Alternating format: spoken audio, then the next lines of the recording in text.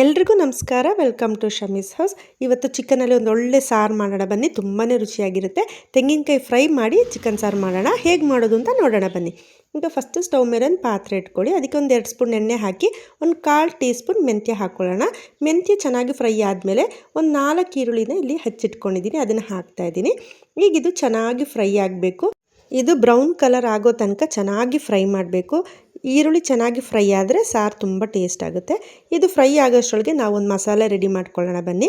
ಅದಕ್ಕೆ ಇವಾಗ ನೋಡಿ, ಜೀರಿಗೆ ಒಂದು ಅರ್ಧ ಸ್ಪೂನು ಸೋಂಪು, ಶುಂಠಿ, 2 ಬೆಳ್ಳುಳ್ಳಿ, 3 ಹಸಿಮೆಣಸಿನ್ಕಾಯಿ ಇಷ್ಟನ್ನು ಮಿಕ್ಸಿಗೆ ಹಾಕಿ ಕ್ರಷ್ ಮಾಡ್ಕೊಳ್ಳೋಣ. ನೀರು ಹಾಕೋದು ಬೇಡ. ನೋಡಿ ಇವಾಗ ಮಾಡ್ಕೊಂಡಿದ್ದೀನಿ, ಅದನ್ನು ಹಾಕ್ತಾಯಿದ್ದೀನಿ.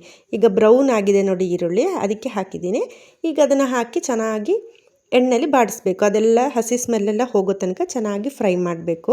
ಇದು ಚೆನ್ನಾಗಿ ಎಣ್ಣೆಲಿ ಫ್ರೈ ಆದಮೇಲೆ ಒಂದು ಅರ್ಧ ಸ್ಪೂನು ಅರಿಶಿನ ಪುಡಿ, 1 ಸ್ಪೂನು ಧನಿಯಾ ಪುಡಿ ಮತ್ತು 1 ಸ್ಪೂನು ಕಾಶ್ಮೀರಿ ಮೆಣಸಿನ ಪುಡಿ, 1 ಸ್ಪೂನು ಚಿಕನ್ ಮಸಾಲ ಪುಡಿ ಇಷ್ಟನ್ನು ಹಾಕಿ ಕರ್ಬೇವಿನ ಸೊಪ್ಪು ಸ್ವಲ್ಪ ಹಾಕ್ಕೊಳ್ಳೋಣ. ಹಾಕ್ಕೊಂಡು ಚೆನ್ನಾಗಿ ಫ್ರೈ ಮಾಡಬೇಕು. ಆ ಪುಡಿಯೆಲ್ಲ ಎಣ್ಣೆಲಿ ಸ್ವಲ್ಪ ಚೆನ್ನಾಗಿ ಫ್ರೈ ಆಗಬೇಕು. ಒಂದು 5 ನಿಮಿಷ ಫ್ರೈ ಮಾಡೋಣ. ಈಗ ಇದಕ್ಕೆ ಒಂದು ಸ್ವಲ್ಪ ಉಪ್ಪು ಹಾಕೋಣ. ಈರುಳ್ಳಿಗೋಸ್ಕರ ಮತ್ತೆ ನಾನು ಉಪ್ಪು ಹಾಕ್ತೀನಿ. ಈಗ ಸ್ವಲ್ಪ ಹಾಕ್ಕೊಳ್ಳೋಣ. ಈರುಳ್ಳಿ ಚೆನ್ನಾಗಿ ಬಾಡುತ್ತೆ. ಸ್ವಲ್ಪ ಹಾಕಿ ಚೆನ್ನಾಗಿ ಈ ಥರ ಫ್ರೈ ಮಾಡ್ಕೊಳ್ಳೋಣ. ಈಗ ಚೆನ್ನಾಗಿ ಫ್ರೈ ಆದಮೇಲೆ ಈಗ ಒಂದು 4 ಟೊಮೆಟೊ ಹಚ್ಚಿಟ್ಕೊಂಡಿದ್ದೀನಿ, ಅದನ್ನು ಹಾಕ್ತಾಯಿದ್ದೀನಿ. ಇದನ್ನು ಹಾಕಿ ಚೆಂದ ಮಿಕ್ಸ್ ಮಾಡಿ ಚೆನ್ನಾಗಿ ಬೇಯಬೇಕಿದು ಟೊಮೆಟೊ. ಅದಕ್ಕೆ ಮುಚ್ಚಿಟ್ಬಿಡೋಣ ಇವಾಗ ಒಂದು 5 ನಿಮಿಷ. ನೋಡಿ ಈಗ ಒಂದು 5 ನಿಮಿಷ ಆಗಿದೆ. ನೋಡಿ ಟೊಮೆಟೊ ಎಲ್ಲ ಚೆನ್ನಾಗಿ ಬೆಂದಿದೆ. ಇವಾಗ ಇಲ್ಲಿ 1 kg ಚಿಕನ್ ತೊಗೊಂಡಿದ್ದೀನಿ, ಚೆನ್ನಾಗಿ ತೊಳೆದಿಟ್ಕೊಂಡಿದ್ದೀನಿ, ಉಪ್ಪು ಹಾಕಿ ತೊಳೆದಿಟ್ಕೊಂಡಿದ್ದೀನಿ. ಈಗ ಇದನ್ನು ಚೆನ್ನಾಗಿ ಥರ ಮಿಕ್ಸ್ ಮಾಡೋಣ.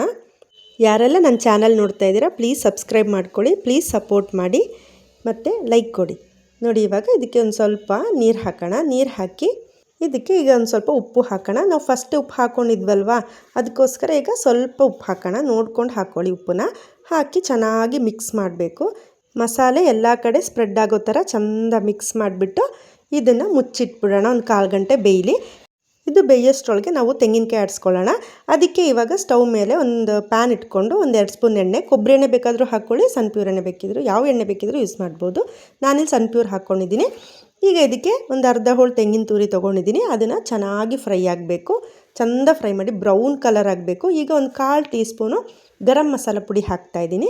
ಇದನ್ನು ಹಾಕಿ ಚೆಂದ ಫ್ರೈ ಮಾಡಿ. ನೋಡಿ ಈ ಥರ ಬ್ರೌನ್ ಕಲರ್ ಆಗಬೇಕು.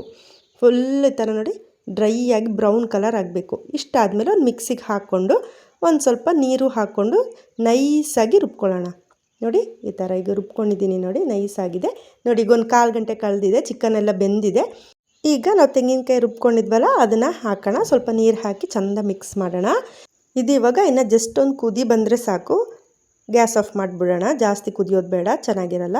ನೋಡಿ ಇವಾಗ ಆಗಿದೆ. ಈಗ ಲಾಸ್ಟಿಗೆ ಕೊತ್ತಂಬರಿ ಸೊಪ್ಪು ಚಿಕ್ಕದಾಗಿ ಕಟ್ ಮಾಡಿ ಹಾಕೋತಾ ಇದ್ದೀನಿ. ಇದನ್ನು ಮಿಕ್ಸ್ ಮಾಡಿದರೆ ಆಯಿತು, ಇಷ್ಟೇ ಸಾರು ರೆಡಿ ಆಯಿತು. ನೋಡಿ ಎಷ್ಟು ಚೆನ್ನಾಗಿ ಬಂದಿದೆ ಅಲ್ವಾ. ತುಂಬಾ ರುಚಿಯಾಗಿರುತ್ತೆ. ಚಪಾತಿಗೆ, ರೊಟ್ಟಿಗೆ, ರೈಸ್ಗೆ, ಮುದ್ದೆಗೆ, ಪರೋಟ ಎಲ್ಲದಕ್ಕೂ ಒಳ್ಳೆ ಕಾಂಬಿನೇಷನ್ ಇದು. ಎಲ್ಲರೂ ಮನೇಲಿ ಟ್ರೈ ಮಾಡಿ ಹೇಗೆ ಬಂತು ಅಂತ ನನಗೆ ಕಮೆಂಟ್ ಮಾಡಿ. ಸಬ್ಸ್ಕ್ರೈಬ್ ಮಾಡ್ಕೊಳ್ಳಿ. Thank you for watching.